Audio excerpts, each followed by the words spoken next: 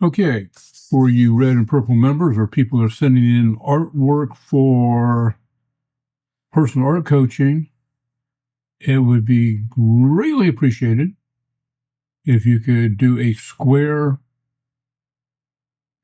up picture. Now, this is the one that came in, and there's different programs out there that can do this. What you want to do is called perspective control. And if I remember where it is, go to the menu, arrange, it's usually under a transform because you're changing it, called perspective. And you have little points in the corners and in the middle that you can pull and push. And what I'm doing is I'm straightening it up. Now on the bottom, we're going to have to make this a little bit smaller.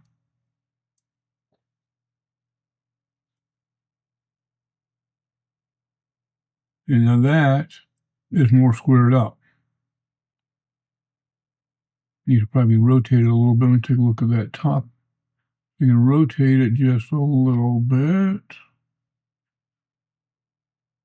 You can see you have slide action. You have all kinds of actions you can do on it. I think we need to. That's the bottom. This is a tough one because it's off in two different areas. What I'm trying to do is just kind of square it up.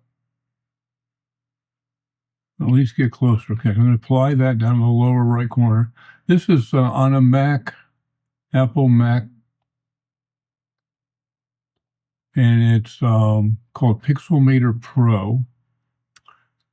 And I can do a crop. It doesn't have to be perfect, but it just has to be a little bit closer.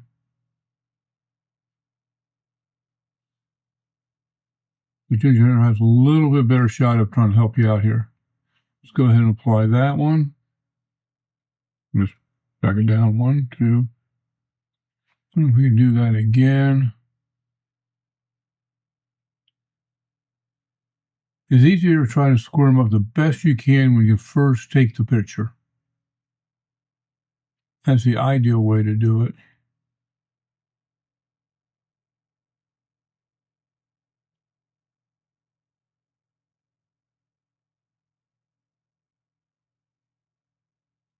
I can go with that. Okay. Now, next thing we want to kind of look at is this has got a glare on it, I believe. And what I'm going to do is I'm going to adjust this a little bit. Now, you have this in front of you. You have the picture you just took, and you have the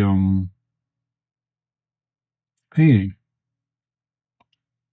This is called, okay, there's some things called curves, which I do. There's one called level. Level might be easier to see. This controls the black. The left side controls the black or the shadow area. And it's all the way to 0, but you can see on the graph a little bit, maybe. You need to come over a little bit to where it first starts. And that helps a little bit. This is the light side, the white, how light it is. That's pretty much about where you're going to want to keep that. Now, depending again on the program, you have something that's called clarity. And that can change the contrast a little bit. But again, you want to try to do this with the picture in front of you. And this one seemed a little warm to me.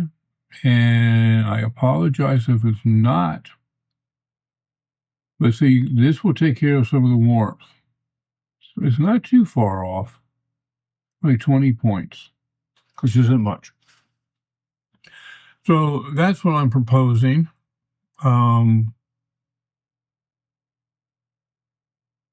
Let's see if we can see the original again.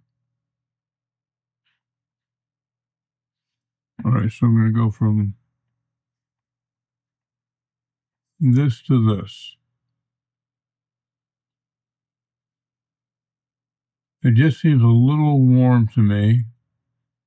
I got a little bit more contrast into it, and I've squared it up. So that's what we want to give Ginger. Then when you're done with it, you're just going to export it out so Ginger can have it, and away we go.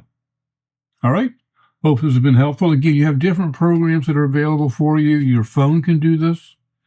If you're shooting it with your phone, there's some, it's called Photo PEA, Photo PEA. That's a program on the internet through a browser. It's like a Photoshop. It can do a lot of this too. It doesn't cost anything. That's a freebie. There's a lot of freebies out there. So if you need some help, use to contact us. Let's try to get these images a little more squared up for Miss Ginger. Thanks. Talk to you guys later. Bye.